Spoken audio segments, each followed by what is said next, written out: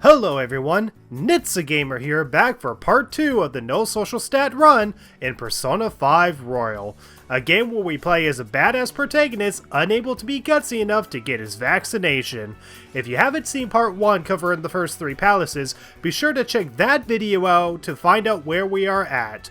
We're currently at these points for all 5 social stats, and if we cross a threshold for any of them, the challenge will fail. So without further social improvements, let's continue on with the Futaba story arc. We get a Memento's request to change the heart of Yandere Dev's original character. Joker and Yusuke go on an artistic date where they are clearly floating in the air above the boat. And before taking our exams, I should mention one aspect of Kijijoji that might be useful. The trader in the alleyway. This guy can be useful in some scenarios since he requires no social stats, but is there anything worth trading? Well, I can assure you that none of his requests offer protein in return, but there is equipment which can be very useful. Now, I'm not going to be covering much of the trader since I embarrassingly missed out on some useful equipment during the run, but this guy can definitely help out a lot. Anyway, we failed the exams because I didn't bother to look up the answers on my phone. The boys and I end up putting meat in our mouths on live TV, we get some third semester teas, Yusuke turns down some girls because he's gay, and we have the worst fireworks festival ever. Seriously, even without the rain, how can you see a damn thing that's going on? On July 20th, we get a spam of messages by some anonymous wannabe who offers us our 4th target by the name of Futaba Sakura. While trying to figure out who Futaba is, on July 22nd, we are stuck inside the cafe, but we can do some training in our room where we finally max out Joker's hit points to 999. So as of July 23rd, we have maxed out Joker's HP at level 33 without the need to raise social stats, an achievement that not many people can achieve on their first playthrough as confidants always took top priority. On July 24th, my boyfriend Akechi comes to ask me why I'm not spending time with him anymore to get him up to rank 3, to which I say, hey, if this was the vanilla version, we would only be starting rank 2. So after I completely sell out Ryuji, we play Peekaboo with Futaba, and Sachiro explains why she is a shut-in. In all seriousness, I can't make any jokes on this scene because it truly is heartbreaking.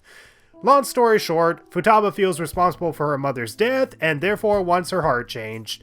And once we confirm that she has a palace of her own, we go in and we are unfortunately hindered by her insecurities. And when they say that mothers can look down upon you, this was not the peaceful idea I had in mind. On July 25th, we automatically get rank 6 with Morgana to unlock the Ace Tools. The Ace Tools gives us the ability to craft the Perma-Pick, the #1 tool we need in order to unlock the rest of the log chests in the game. However, we won't be crafting the Perma-Pick yet for 2 reasons. 1, we need the crafted materials for it, which we will farm for in Mementos. 2, we can only craft 2 infiltration tools at level 1 proficiency. However, we can double that amount later if we wait for Akihabara in September. Does that mean we'll be missing out on all the log chests in Futaba's palace? Well, you'll see soon. Anyway, we go hang out with Makoto, except she doesn't want to spend time with us since we lack level 3 knowledge. Makoto was my first playthrough girlfriend from the vanilla game, so this was quite a slap in the face to me. No, more like a knuckle punch in the face to me. But yes, this means we cannot start the Priestess Arcana for the entire run of the game. Which means, similar to On, Makoto will be gaining no confidant abilities. You see why I keep spending time with dicks over chicks, Miss President? Well, anyway, since we maxed out Joker's hit points, going to the gym is no longer efficient for gaining spear points. So from now on, we will be gaining spear points from the temple in Kijijoji, as we don't need to buy any protein for it, and we only have to pay for the transit fare to get there. The amount of SP increases for every 4th time we visit the temple, and once we reach 10 visits, we can gain 12 SP here every day, which is more than what we would normally gain from the gym. And the best part is that we can come here regardless of weather, but since we can't come here at night, we will only use the gym in the evening from this point forward. Oh, and just to show how gay Joker is in this run, Hifumi Togo of the Star Arcana cannot be bonded with at the church, because we require level 3 charm, so we are stuck with her shrugging us off for the rest of the run. Not having Hifumi will actually make the run very difficult for us in the latter part of the game, because she offers one of the best abilities in the game at rank 1, the ability to swap out party members during battle whenever it's Joker's turn. This ability is extremely useful so you can swap to a party member that has a Shadow's weakness, or so you can conserve your SP when fighting big bosses. That means, without this perk, we are stuck with whoever form we have before a battle starts. This will definitely make the run harder, especially against the big bosses. This also means that backup members can't do follow-up attacks, which is mostly why I have the guys in the front line of battle, and this also means we can't double the amount of money after winning a battle in one turn. Needless to say, not having Hifumi is a big inconvenience, but thankfully there is another great use with the church. On Sundays, the priest will sell you items for donations, and these items will help a ton in battle. These items include removing buffs on all enemies, removing debuffs on all allies, healing up all allies with full HP, and cure status ailments inflicted on all allies. These items are very expensive, but will be of great use to avoid taking technical damage and a good alternative for the B chain. And don't worry, the wine is non-alcoholic, so Joker is not drinking underage. Sorry, Oya. At rank 4 with Kasume, we gain the ability to ambush enemies with our grappling hook. This is a better alternative to starting a battle, as the grappling hook can sometimes start the battle with enemies inflicted with confuse, dizzy, or fear. A great advantage to get technical damage on an enemy. And on August 4th, we max out Kasume's Confidant of the Faith Arcana. Sort of. And on the same day at night, we get Chiheya's second momentous request, Debunking the Psychic. On August 6th, we help Yusuke with breaking and entering, but since Joker requires level 4 proficiency to bust the door open, that means we are stuck at 5 ranks with Yusuke for the rest of the run. But unlike An and Makoto, Yusuke has at least 2 of the skill card duplication perks and 2 battle related abilities, making him the 3rd most efficient party member in combat for the time being. So, now with 2 ranks of Futaba's Palace left, we are unable to spend any time with any confidants throughout the rest of the month. The only 2 exceptions are Chiheya and Mishima once we complete their momentous requests, but I'm gonna save them for later once we get Futaba in our group. So now the time has finally come to save Futaba. Futaba's Palace is probably my 3rd favorite palace in the entire game. The tomb is visually unique, mixed with sci-fi and Egyptian structures, and unlike the past targets, having Futaba as a palace owner is so damn cool, yet so tragic at the same time, because you want to complete this palace to save her, rather than make a criminal change their mind. I really like the change of pace, as it feels like a Persona 4 kind of dungeon mixed with Persona 5's themes, and it works really damn well.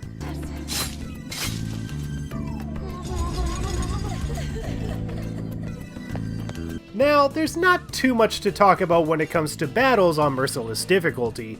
Previous knowledge on an enemy's weakness will help out a ton, and using status ailment guns can help a lot. Also, if you choose to face up against the Sonic Force's antagonist Infinite, Infinite lacks any weakness. I'm not weak. So your best strategy is to use status ailments and exploit the Jackal with a technical. The best status ailment to use is Shock, which you could use with Joker's Riot Please E gun. This status ailment can be exploited with gun and physical attacks, and delay an enemy's turn, making it easy to defeat Infinite without the Jackal Squad leader ever having a chance to attack you. Now, once you get to the Will Seed boss, I highly recommend not entering this battle with Yusuke like I did, as this false god repels both physical and guns and drains ice attacks. The main weakness is fire, so you want to have An in your party for this fight. On August 7th, we do the home shopping program, and we can actually get 5 lockpicks with the Phantom Thief set. This is awesome, because this means we can unlock all the locked chests in Futaba's palace before we get the materials we need to craft the Perma-Pick. I decided to send the calling card on August 11th, and unlike the previous 3 palaces, you could steal Futaba's heart on the exact day you plan to send it without waiting one more day. So once I'm in the palace, I get all 3 locked treasure chests open and do some grinding with On and Makoto in the front line so they can catch up with the guys. But then, I effed up big time. I accidentally entered the boss fight against Wakaba with On and Makoto still in my party, and I forgot to heal before entering the fight. The only great use with On is using Tarunda to decrease Wakaba's attacks, but Makoto lacks any skills that would have been better off with Morgana or Yusuke in the party. But even a socially insecure person can make mistakes, so I just have to live with Joker's bad leadership and try to win this fight with On and Makoto. Once Futaba realizes that the men in black are responsible for killing off her mother and burning her research on aliens, Futaba awakens to her persona and we fight against the fake version of her mother. Now, this boss fight does take a while since you can only shoot the ballista once in the royal version. Wakaba's Wing Blast is the most devastating attack. It has a chance to inflict our party members with dizzy, which can be exploited with physical attacks, and Wing Blast is also a wind attack, which is Ryuji's main weakness. Sometimes he can evade the attack since we unlock that skill for him, but in this scenario, you definitely want Morgana in your party since he can resist wind attacks. Now, at first I thought this fight was bugged since I had Wakaba's health low enough to bring her down, but it took like 6 minutes to finally bring her down. But whatever, I managed to beat her and now I can catch the girls up with the guys. We then get absorbed into Morgana's butthole and return back to reality where the only thing we can do is meditate at the temple during the day and train in the gym at night till the deadline. However, Mishima during August will give you 3 specific mementos requests, calling for justice for Cats, who's been assaulting people, and we aren't just your slaves. All 3 of these require us to find the names of our targets by working at our part-time jobs, and sadly, we cannot do any of them. In order to complete the Who's Been Assaulting People, we need to work at the flower shop. However, we need level 2 charm to apply for that job, so this momentous request is impossible for a no social stat run. We Aren't Just Your Slaves requires us to work at the crossroads. However, not only do we need level 3 proficiency and kindness to work at the bar, but I can't even ask to work there since I need to start Oya's confidant in order to apply. Calling for Justice for Cats requires us to work at the convenience store, which we are able to apply for without any social stats required. However, we will need to work here 3 times in order to get our target's name. And working at the convenience store raises Joker's charm stat by 3 points. Because of that, we end up raising Joker's charm stat to level 2 during the 2nd time at the convenience store. So we can't even get the name without being at least level 2 charm. However, it should be noted that in the vanilla version of the game, the convenience store doesn't give you any social stats when working there, so getting the Justice for Cats is possible in a no social stat run in the vanilla version of the game. But sadly, all 3 of these mementos requests in the royal version are a no-go, which means we will be hindered in maxing out Mishima's confidant. In the meantime, we train Futaba so she can become more comfortable with herself. Oh, not for being around other people, but being able to kill them by looking them straight into the eye. Yo, here's your coffee. As you can see, she's making great progress. On August 29th, we get some Japanese fan service. And by Japanese fan service, I mean having guys flirt with girls on the beach, visualizing minors in bathing suits, and badly written gay stereotypes trying to cover up for a badly written gay stereotype. You know, for as much as Atlas is not ready to write gay relationships, it's pretty sad when they're unintentionally good at it. But we do get some good character development with Futaba as she plans to destroy the Men in Black for not only killing her mother, but also because they are incompetent of making a good sequel just as good as their first movie. On August 31st, we unlock Akihabara and start the first rank with Futaba of the Hermit Arcana. On September 2nd, the social studies teacher threw chalk at me, and of course Joker decided to dodge it like a charming moron, causing me to have to repeat an entire day of story again. 8 minutes later, we can now start bonding with Futaba. However, in order to start her second rank, Joker is required to have at least level 4 kindness to even continue her confidant, because clearly, all this amount of kindness was not enough. So we're pretty much stuck with moral support and whatever skills she gains through leveling up. In this case, the RNG gods did not smile upon us. On September 4th, we get a mementos request from Niijima called Winners Don't Use Cheats. This request in particular is crucial in unlocking one of our confidants, so we decided to jump right into mementos on this day. Just make sure you get the name from the arcade before you jump in. And so, we should be able to complete 4 mementos requests, including one to progress Chihiya's confidant. And since we haven't been in mementos for quite a while, we actually have 2 new blocks to go down with 45 stamps to collect.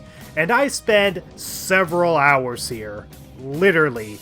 I max out the item bus for a higher chance of getting the fusion materials I need, and since I spend most of the time getting the stamps, I ended up leveling up from 39 to 51 during this one trip. And the best part is that all the shadows were a lower level, so I did not enter a single battle for the entire run thanks to the insta-kill ability. We changed the heart of 3 out of 4 mementos requests, 2 from Niijima and 1 from Chihiya. However, the Winners Don't Use Cheats cannot be completed on this day, as you need to attempt it in order to unlock the interaction for the Tower Confidant. Throughout my 7-hour playthrough, I head to the Velvet Room whenever there's a fusion alarm to either strengthen my personas or defuse them, and this actually does come with some great advantages for our run. 2 particular personas whose names I'm sure I'll f*** up pronouncing can repel physical and gun-based attacks. I fuse them and keep them with me alongside Shiki-Oji.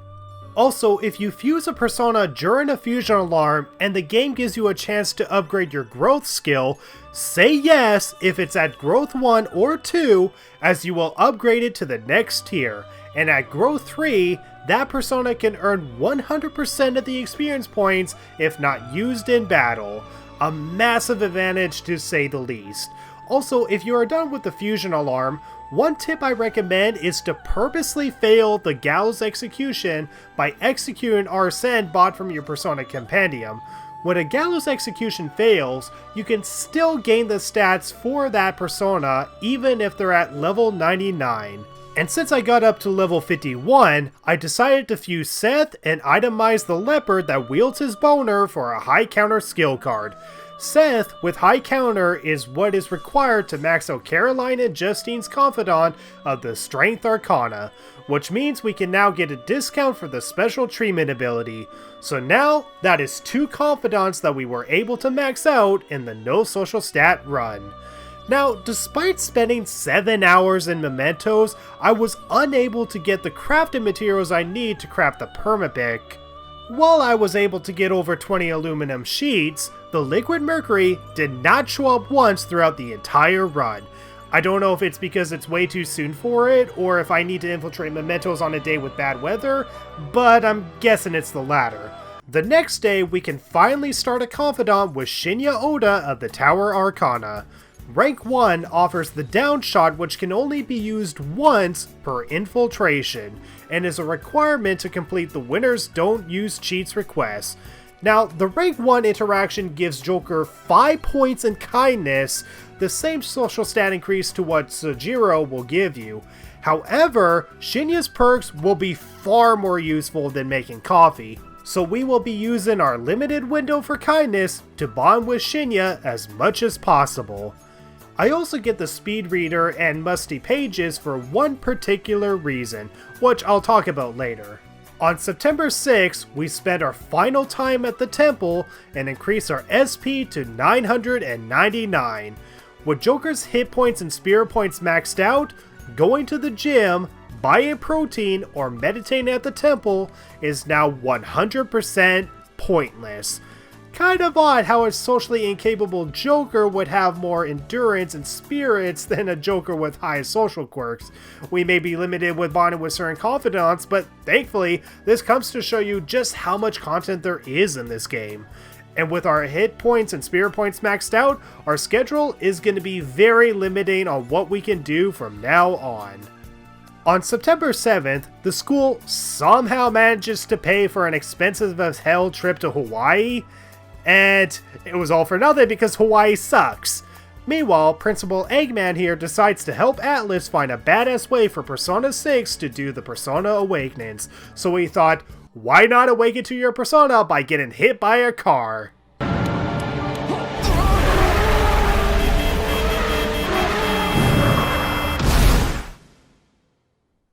It did not work. Hey everybody, if you're enjoying the run so far, be sure to give it a like, comment, and subscribe, and ding the bell for more content. So, are you ready to do the Okumura Palace? Ready for everyone's favorite arc in the entire story? Alright, let's do the Okumura story arc. Once we come back home, Futaba tells everyone that it's time for the Okumura story arc. Morgana, however, wants nothing to do with this story arc and completely ditches us.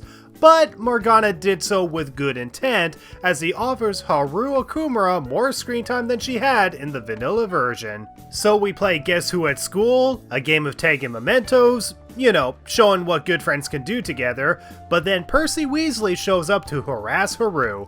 You know, the one Weasley who decided to betray his own family in Order of the Phoenix? Yeah, you'll probably only know that plot if you read the book. The guy is quite an abusive ass and nearly kills Morgana. In order to stop Percy from having Haru for himself, we have to change the heart of her father who is allowing this to happen for political gain. So now, our 5th palace starts. Now, before we start bonding with confidants or anything, there is one aspect of technical that we can increase. We know we can't raise our technical rank by playing billiards, but there is a hidden book that you can get in Jimbokcho that can expand our technical combinations. After you read the first book, 4 more books will be available, all of which increases one of our social stats, and once you have read all 5 books, you can buy the Knowing the Heart book, which grants us a useful advantage. Most status ailments in the game can only be affected with psychokinesis. However, if you read the Knowing of Heart book, you can unlock various combinations for technical damage. This is why I got and read the Musty Pages and Speed Reader book from earlier, so I can read these 5 books faster. But is it possible to get the extra technical combinations without leveling up a single social stat?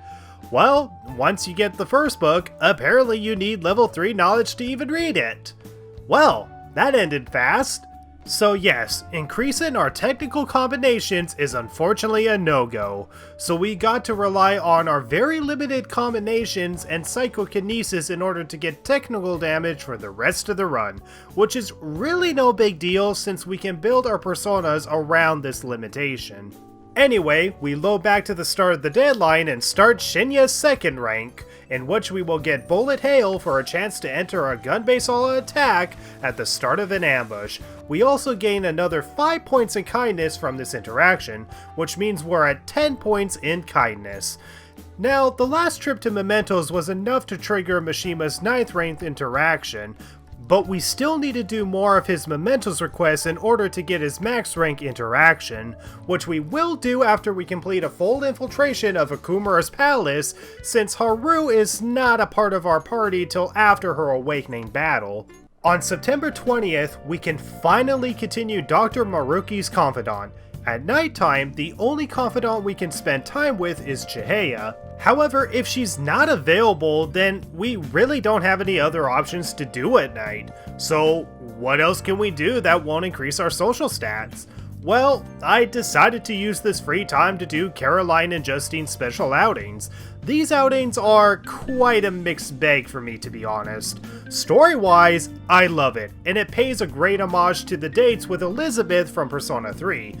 Gameplay-wise, you can gain useful skill cards with the later interactions, but on the other hand, I don't really recommend spending time with them on a regular playthrough, as it can waste your nighttime slots. And sure, the outings can give you skills for their confidant requests, but it's not the most efficient way of getting the right skill for the persona they require, as there's plenty of strategies you can find online to max out their confidant without doing their outings. Now, since these outings require us to go out to locations that we may not have been to before, I want to see just how far these interactions can go, and if it's possible to do all of them in a no social stat run. And if they have a location that I haven't discovered yet, I can always make that location available by reading hangout spots bought from the Shibuya bookstore, which is practically a requirement to complete these outings. I then get rank 3 with Shinya and gain the warning shot. However, I only gain 3 points out of this interaction, so my kindness level does not increase. On September 24th, we get Maruki up to rank 9, which means we have finally unlocked the 3rd semester and the interaction for his max rank later in November. On September 25th, we can buy ourselves another 5 lockpicks with the Phantom Thief set 2, so we can now get all the lock chests in Okumura's palace and have extra time to get the liquid mercury for the Perma-Pick. Also, I attempted to bond with Shinya for his 4th rank. Thankfully there's no perk that I'm missing out on, but doing his 4th rank will level Joker's kindness up to level 2, so we have used up all of our limited points just for 3 abilities alone from Shinya, and I can say it was worthwhile. On September 27th, we get rank 9 with Chihaya, and because Joker is too socially incapable of engaging in an illegal relationship with an adult, he keeps things platonic with her, which is probably for the best. Also, interesting find doing this run, after realizing that I was missing out on some useful items from the trader, apparently you can find him talking with his son without his disguise on, which I found quite interesting, and this can actually give you a hint of what item to find next for the next trade. On September 29th during the daytime, we take the Twin Wardens out to the beach, and apparently this is an optional outing that you can miss out on as it has a very limited window during September, but coming here will be useful as you can gain the Growth 2 skill card. Alright Yusuke, start plagiarizing 50% of experience with this card. At nighttime, Chihaya was available but her bond was not deepened yet. So in order to save a time slot, I send her a call-in postcard through the mail and use the affinity read-in with her in order to get the max rank interaction right away. I love it when you can play the game this way. So with the Fortune Arcana maxed, we have now finally maxed out 3 confidants in the no social stat run. On the 1st of October, we buy the Seeker's Tools in Akihabara, more on that later. And so we can finally infiltrate Okumura's palace. And because we grinded out the 2 blocks of mementos collecting stamps, we barely enter a single battle as we can insta-kill every enemy who gets in our way, so the strong shadows and midway bosses become a joke. Since Haru starts off at level 36 after her awakening battle, which is like way lower than everyone else, we have her in the front line so she can catch up on experience. And on a side note, I gotta say, Okumura's palace, in my opinion, is really overhated by the community, in my opinion. I mean, I can agree that story-wise, it's the weakest chapter in the game. But the palace itself, while not the best, is definitely the most visually stunning. So many working parts and some really good puzzles to go along with it. Now I'm sure you're like, oh yeah? What about the airlock puzzles? The worst part in this entire game? Well, to be honest, it's not that difficult or hard to figure out, guys. Play more Zelda if you're bad at puzzle solving. So once we secure our infiltration route and unlock all the locked chests, the one thing to note is that throughout the run, it's possible to get the liquid mercury within this palace. In fact, I got 6 of them. So if we're lucky, we should be able to get all 10 without the need to go to mementos. On Sunday, October 2nd, we jump into mementos for one particular reason. Not for liquid mercury, but to max out Mishima's confidant. In order to get the max rank with Mishima, you need to complete 10 of his mementos requests, and there are 16 in total that he provides to you throughout the game. In total, we've completed 12 mementos requests, but 2 of them are given to you by Chihaya, and the cat's disappeared one is given to you by Morgana, and the cleaning boyfriend one is our first mandatory one, not given to you by Mishima. So in total, we've completed 8 of Mishima's mementos requests, so we have 2 new ones to complete, that being the man with many faces and winners don't use cheats. 8 plus 2 equals a maxed out moon confidant, so let's jump right in and kill these 2 men with no lives. And upon completing Winners Don't Use Cheats, you can gain the null physical skill card for Yusuke to duplicate. The next day, the vice principal harasses a pro athlete for not being a Mary Sue, and so we follow Kasume at the same time the navigation on her phone activates. Upon us entering into the metaverse, we see a mysterious palace. The 3rd semester palace that awaits for us near the end of the game. To any newcomers of Persona 5, they were probably just confused, but intrigued. To people like me who played the vanilla version beforehand, this got us really hyped up as we can only wonder why this palace is here. Why does it tie in with Kasume, and who is the true ruler? And to any obsessive fans who purchased the DLC, they wondered, when do I get to use this?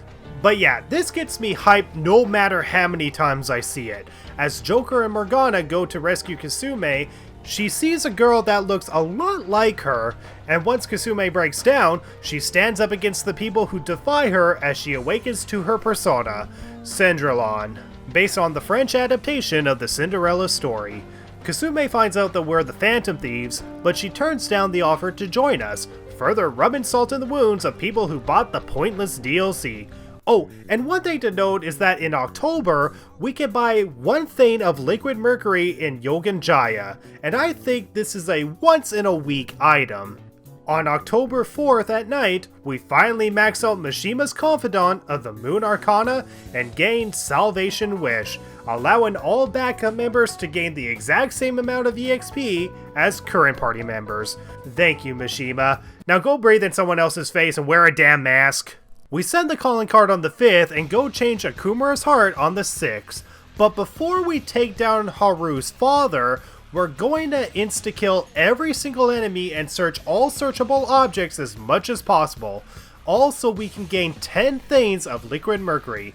So once we head back home, we can finally craft the Perma-Pick. The boss fight against Okumura is pretty easy since the first part of it is enemy rushes. If you've already explored the enemy's weakness beforehand, they are very easy to figure out how to take down. And while you can baton pass, it's not possible to do an all-out attack during this boss fight. The real challenge comes down to when the executive director shows up. This guy can do some pretty strong attacks and use a powerful almighty attack. And what makes this fight annoying is that Okumura will either decrease your defense, raise the executive's defense, make you hungry, or nullify all stat increases on your party members. The 4th one in particular is very annoying. The fight itself is not too hard on Merciless, it just takes a really long time to finish. After we steal Okumura's treasure, we spare his life and go back home to craft the Perma-Pick, which means we will be able to unlock all the locked chests in the game from this point forward. Now, since we got the secrets tools from Akihabara, we are able to craft 4 tools instead of 2. Just make sure that Joker does not craft an extra tool, as that will give us an extra 2 points in proficiency. I also craft 2 treasure traps and a Psycho Bomb. After we craft our tools, we gain 3 points in proficiency, so we will now be at 6 points in proficiency. Now, before we continue to do anything else, we need to think. What else can we do for the rest of the run? Because we're starting to run out of things to do. Sure, we got the outings with Caroline and Justine at night, and Haru's Confidant much later in October, but what else can we do? Or what can we do that can raise our social stats but not enough to surpass the thresholds? Well, since we can't upgrade our technical rank with billiards, we could upgrade our baton pass ranks, and since I only have 5 points left for proficiency, that's what I set out to do. I play darts with Morgana and max out his baton pass rank in one go, along with Joker's baton pass rank as well. Haru offers to play, but I decline. After that, we gain 2 more points in proficiency. On October 7th, the Twin Wardens requested an outing for the Maid Cafe. However, Joker is unable to take them there.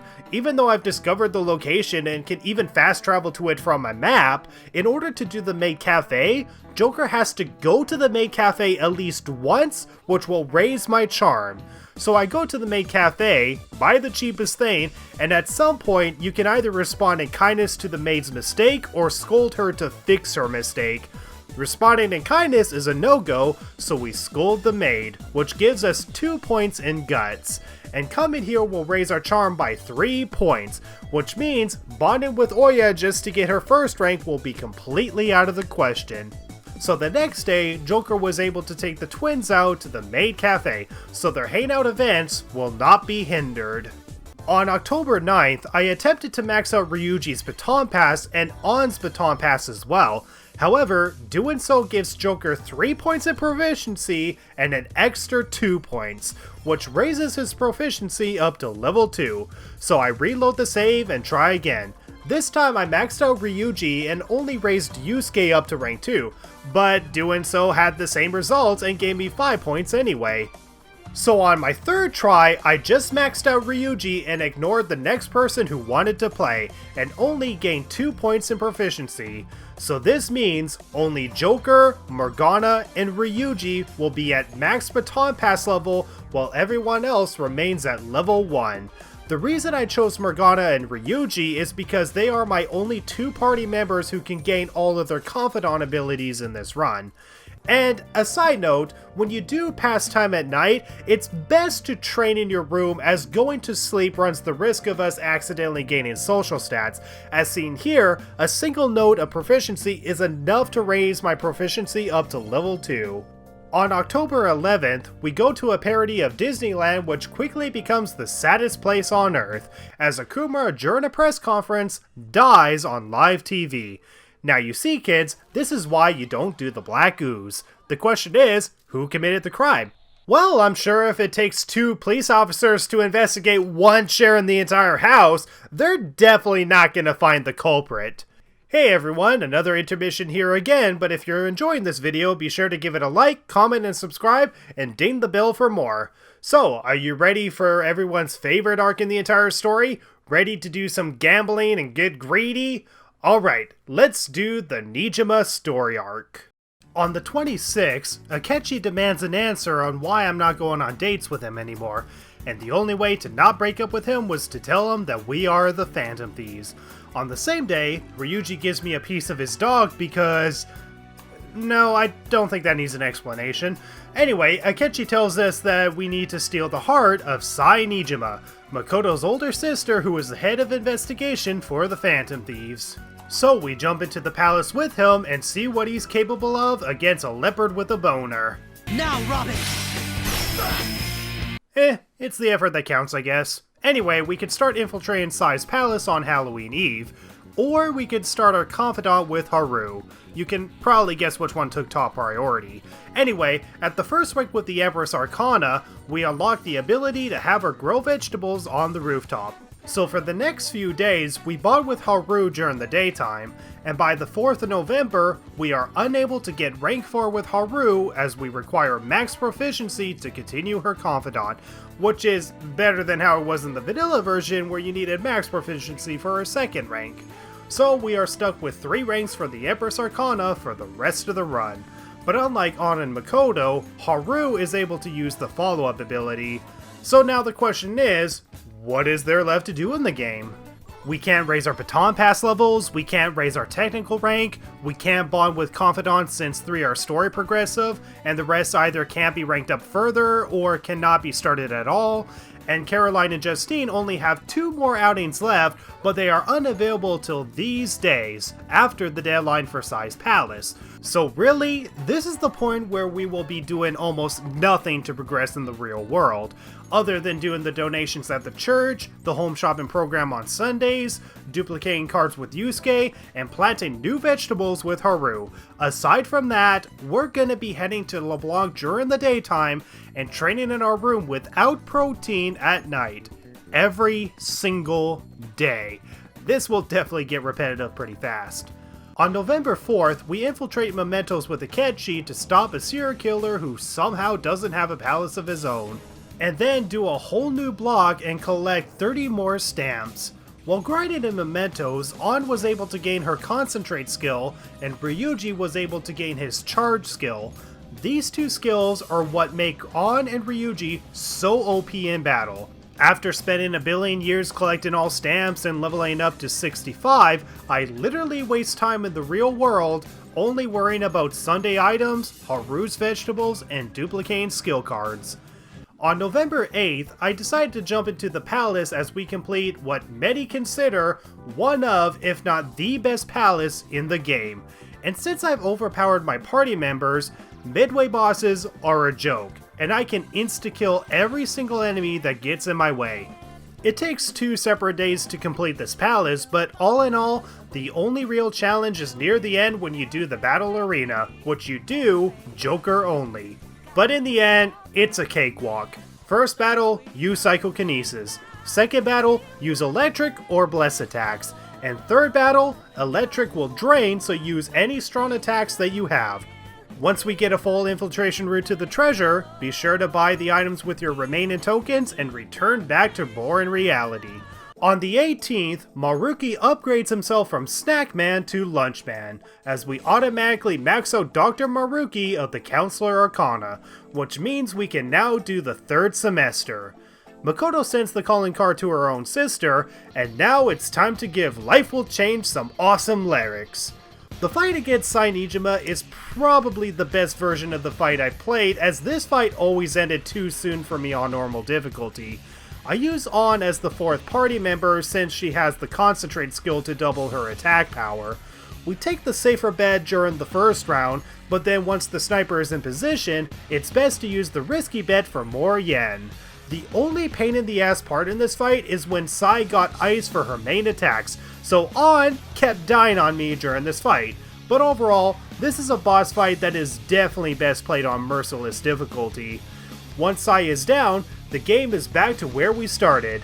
We flee the casino, Arsene makes an appearance to tell me how much it sucks that I keep using him for failed gallows executions, Kasume makes an appearance only because it gets the vanilla fans hyped for the new content, and Joker gets arrested by the Men in Black and tortured without mercy. Will Joker be able to escape this predicament and get through the rest of the game with low social stats? Well, we will find out in the next part. So if you enjoyed this video, be sure to give it a like, comment, and subscribe, and ding the bell for part 3 and future content. Thank you so much for watching, and see you after the interrogation.